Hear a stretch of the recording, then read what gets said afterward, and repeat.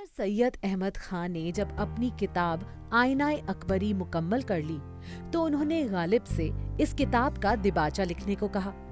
इसके जवाब में गालिब ने तकरीज़े आईनाए अकबरी के उन्वान से एक मसनवी लिख डाली, जिसमें उन्होंने सर सैयद के ख्यालात से इत्तेफाक ना रखने का इशारा किया और इस बात से इन दोनों के रिश्ते में कुछ तल्खी सी पैदा हो गई।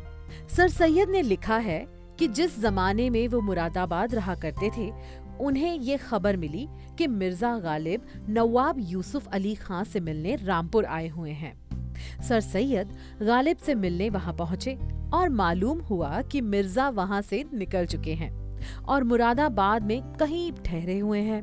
सर सैयद ने लिखा है कि मुझे जैसे ही मालूम हुआ मैं वहां पहुंचा और उन्हें उनके साथियों के साथ अपने घर ले आया। मिर्जा जैसे ही सर सैयद के घर पहुंचे तो उन्होंने अपने सामान से शराब की बोतल निकाली और एक मेज पर रख दी।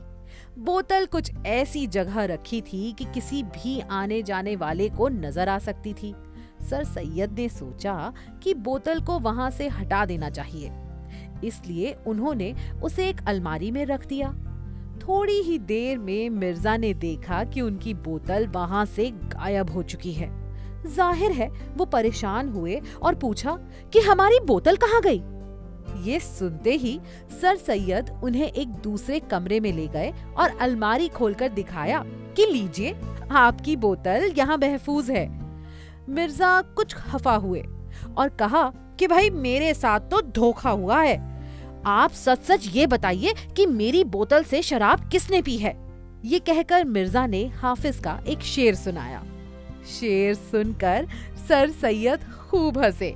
दोनों ने ही उस लम्हे का खूब मजा लिया। इस वाकये के नतीजे में सबसे अच्छी बात ये हुई कि दोनों के दरमियान कुछ दिनों से जो एक दूरी सी आ गई थी, वो यकायक खत्म हो गई।